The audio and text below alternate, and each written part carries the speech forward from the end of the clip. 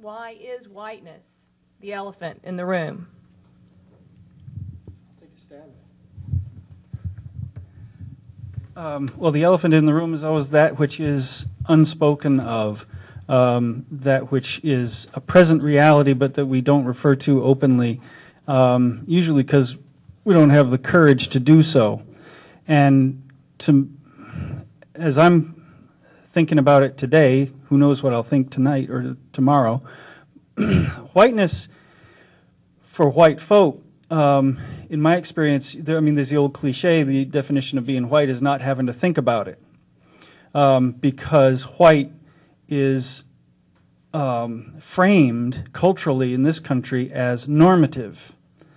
And so if you're white, you don't even have to think about white because you're the norm, and anybody else who is non-white is the exception to the norm. And they're the ones who have to self-define and all that. White folks don't have to self-define. We are the norm. So the system is set up for us. But in order to inculcate that mindset in white minds, and it does, it starts in childhood, we have to go through a process in one form or another of suppressing a part of ourselves as white folk. That is to say, that part that knows ourselves as one part of a family of humanity and all people as equal, which is, I think, the inherent innate knowing or knowledge that is born into us, and that this schemes of differentness have to be taught to us by reprimands from our elders, or reprimands from the larger culture, or examples through the larger culture. We talk about the marketing and how historically it's always shown, the white folks as the successful, happy people, and how newspapers still portray, criminal offenders more often than not as people of color, even though in actuality perpetrators of crime are inordinate or proportionally more white folks. So a lot of these subliminal and not so subliminal messages form the understandings in our minds from an early age, and that and so in adulthood,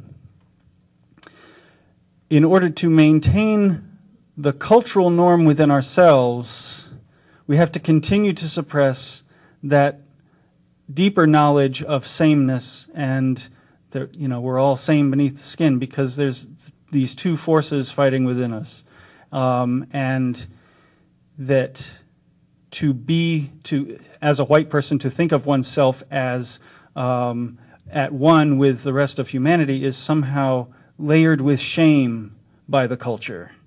And so there's that, what Reverend Tandayaka, who wrote the book Learning to Be White, calls the white shame, not white guilt, which is different. White guilt means, oh, damn, we've done a lot of bad things for the last several hundred years. White shame is all about something inherent within me is unfixable and wrong, and that thing that cannot be fixed and is that urge towards connectedness, which is, I think, inherent in our nature, the urge toward connectedness, and we have to suppress that. And also, that because we're taught that the rewards come when you stand out, or that when you conform to the norm. Anyway, that's my thinking on it right now. Somebody else want to take a stab?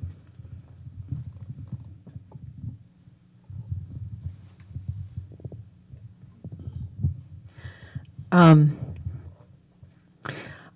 think we don't talk about the elephant in the room, and it gets back to what you were saying about the whiteness being the norm. I sort of conceptualize it as being white or whiteness is the default. And in order to change the program. You've got to go in and figure out how to, manipulate the text and make it say, you got to really work to make it say something else.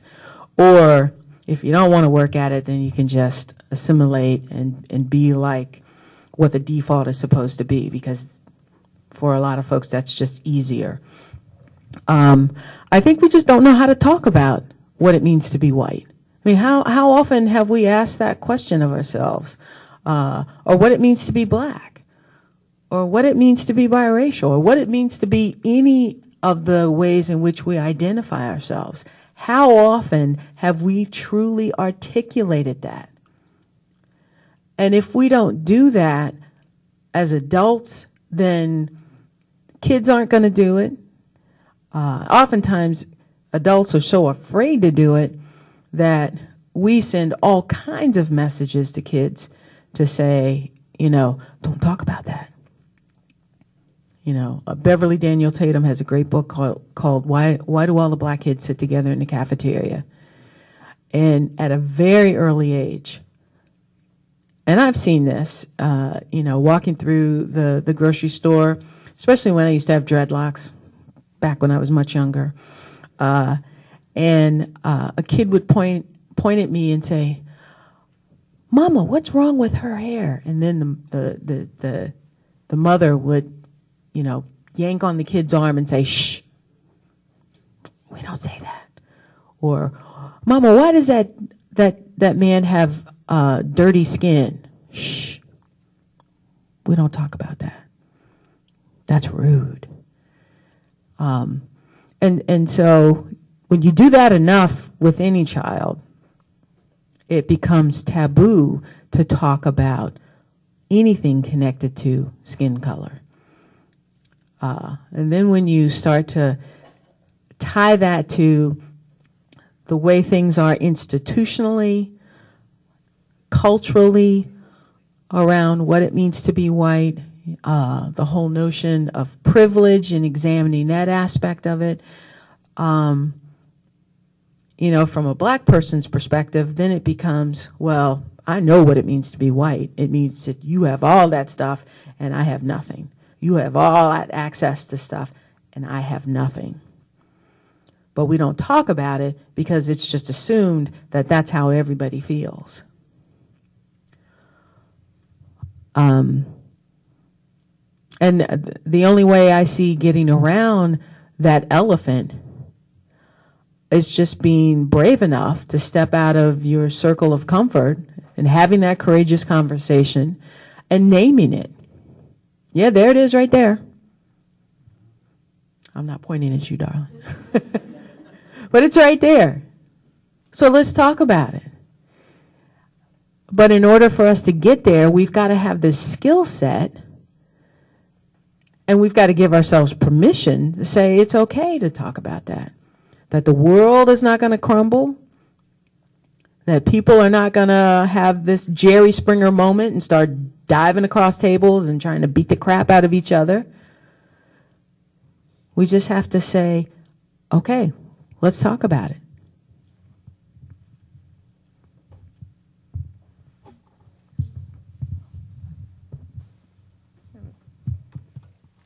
I was just thinking while folks were talking about the idea of whiteness, and in my mind, I'm not sure if whites themselves see whiteness as an elephant in the room, because I don't think whites really think about their race very often, and because there aren't that many situations where whites need to encounter their own race, and there are not many situations where whites are the numerical minority.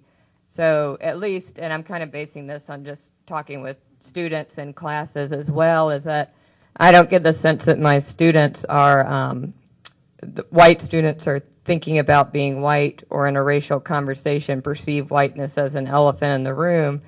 And now it seems so obvious to me, but just a couple of years ago when I was teaching a class on race and ethnicity, I was asking them to talk about, can you define whiteness? What do you associate with whites?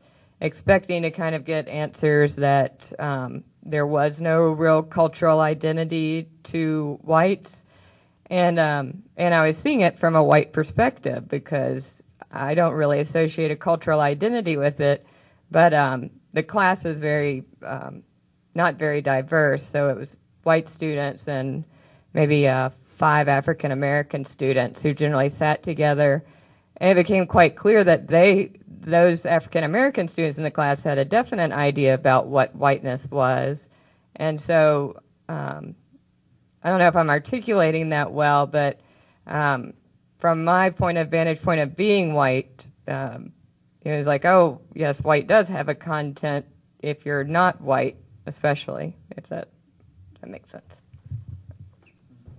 Yeah, when we did the Get Downtown event in September, and we posed this question to community members, and they had an opportunity to speak on video camera, which many of them did not want to do, which I understand. But many white people were just surprised to be asked that question because many of them had never been asked, and it seemed very foreign to them to even think about what does it mean to be white in America. And that was a question we asked. And in doing research, it was just baffling that, it is a very different question to ask a white person, what does it mean to be white? But we found, I think, in asking that question, many people of color knew exactly and could tell you stories or list off things, what they thought it meant to be white. And so it was just interesting that you brought that up because I kind of had that same experience when we were doing the Get Downtown event, that many people of color were very clear and could rattle off several things about what it meant to be white. The next question is, what makes this conversation difficult, which I think we touched on a little bit, but why is it important to address this topic? Why should we be having this conversation? What makes it important? Anyone want to?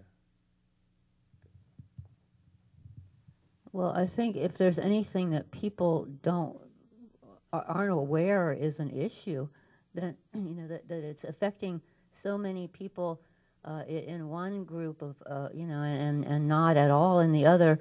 I'm thinking of an exhibit that we did at the Science Museum in Richmond, and it was about race. And there was one quote where they said something like what Paul was talking about, where a person who's white doesn't have to think about their race every day. They hardly have to think about it at all. Where for a person of color, there's not really a day that goes by that there isn't some event or some reminder that brings that to the forefront of your mind. So those are the kinds of things, these implicit assumptions that go underneath of our conversations and keep us from communicating with each other. In the work that I do, we talk about the way that we construct history, for example, and the fact that in America, we often focus on European people's arrival and their movement westward. And that's the beginning of history, when they get here and what they do when they arrive. We're not talking about lots of other people who were already here. We're not talking about other people who came and went in that mix. It's almost as though the story begins in 1607 when John Smith and his other English settlers show up. And that continues all throughout. We privilege the story that we are telling, the narrative that becomes important to us, which is a national story, and we sort of impute this destiny to it, and freedom, and the frontier, and all of these words that we like, and we talk about the new world. Well, it was only new to some of those people. There were lots of people who didn't think it was new at all. And we don't talk about the history of the African people that came here. When I was in grade school, I learned nothing about whole civilizations in Africa and what people had done and the achievements that they had made. And when I grew up, I felt really cheated because that stuff wasn't in our books. People who were tribal were seen as an earlier step on the evolutionary scale. And their histories were put in museums of natural history where we talk about dinosaurs and bugs and rocks, but not in history museums where we talk about human beings. So it's become very, very important to me to think about the words that we use, the way that we frame the story, and whose agenda is being put forward, because there's always an agenda. So that's, kind of my focus on this whole topic.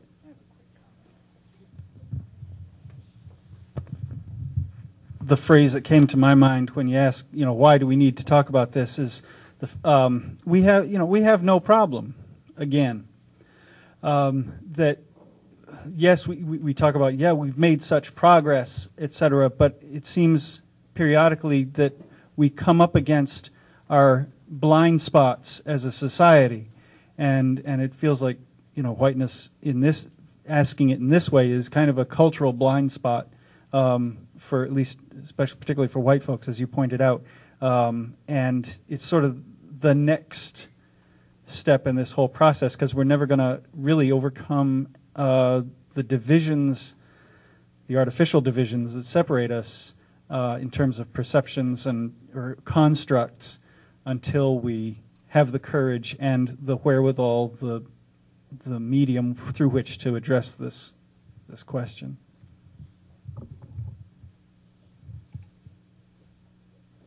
Anyone else on the difficulty? The questions are beginning to roll in. Keep them coming. Well, I'll just add something quickly to the difficulty. I've just been thinking that it's important to have the conversation, and it's difficult to have the conversation because if you ask individual white people, however you define that, if they feel privileged or powerful, they're going to say, no, absolutely not. I mean, I've got no power, I've got no privilege here, I'm just struggling to make ends meet just like everybody else. But one neglects to examine the larger power, that as a class, as a collective, whiteness does have power in the culture, and that we, both white and non-white, need to struggle with exactly what that means and how to craft a more egalitarian social environment. As Karenne mentioned, there's agency, there's power that's at stake here. And earlier in the panel, someone mentioned, the boxes that we check, and I always kind of crack up because for me, there's sort of Hispanic and then there's Hispanic non-white. And I'm not sure where I'm supposed to check because I'm in there somewhere, and I just don't know where. No, I want you to come closer. Okay. Well, Okay. He's in there somewhere, but he doesn't know where. Is that right? Is this working? Okay.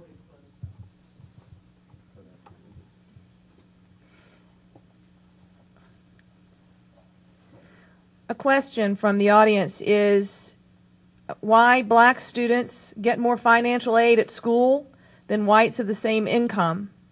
Isn't that discrimination? Is why, and a tangential point is that there is a black entertainment television network, but not a white entertainment television network. So how do we deal with these discrepancies? On the first question, do your homework. 97% of all scholarships or the monies go towards white students. I mean, there's just no comparison. And I think the response to the second question is, it was the entertainment industry as we know it was initially created by white folks. So that's why, again, it's the assumption was that white was normative in its inception, and so anything according to race is different and therefore other, and it's that otherness that we're trying to. Sorry, not being very articulate about that.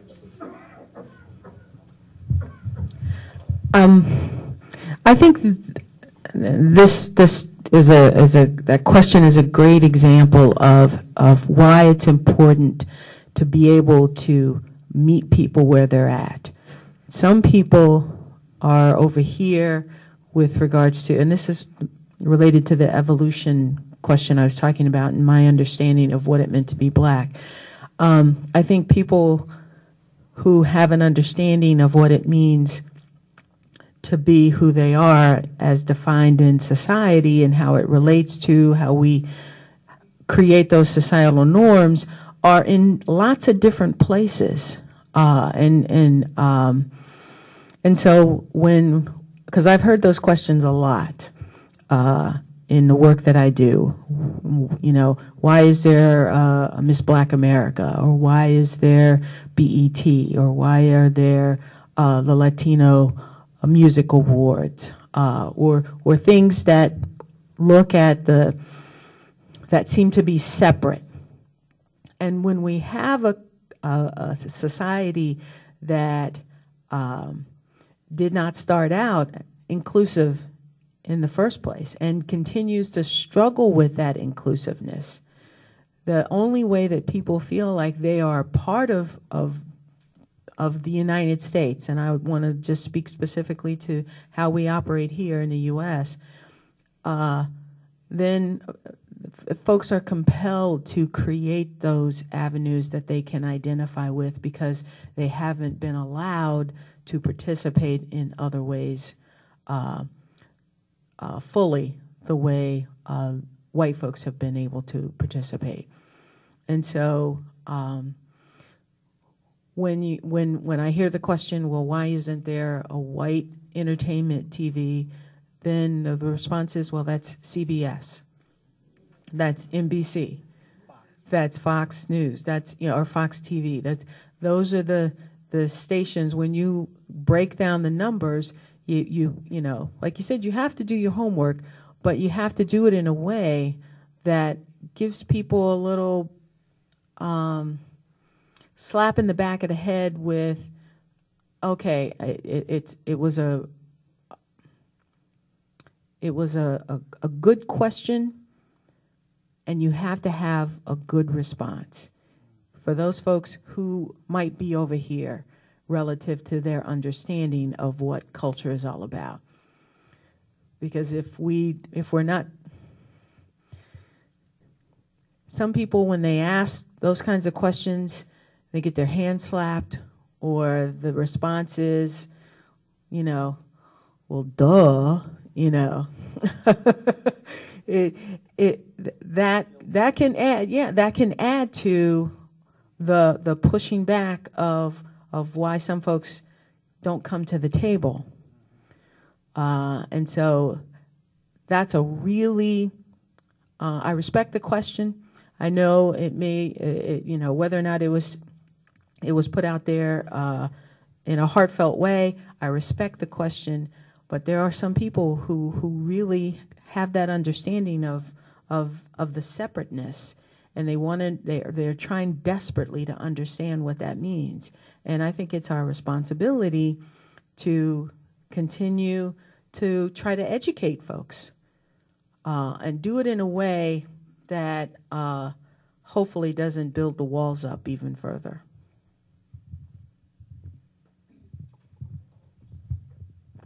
I just want to address that for a second, too, because I think it's important to look at the kinds of fears that underlie some questions like that, and to think, you know, if in fact we were passing policies that were just race-based entitlement, are some groups of people being elevated above other people? And I think if you look at any set of statistics, the answer would be no.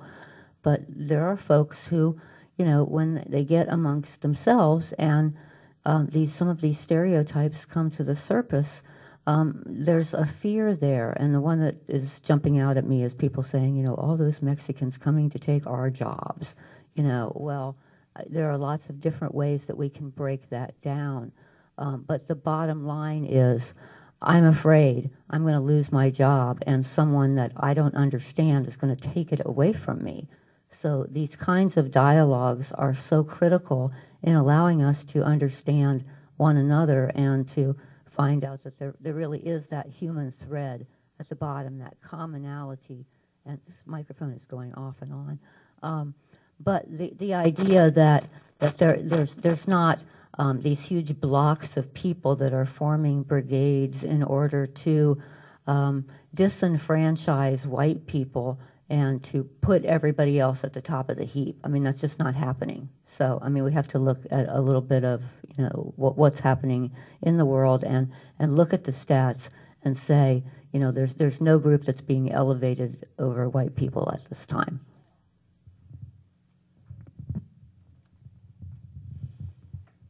Yeah, just look at the stats in everything.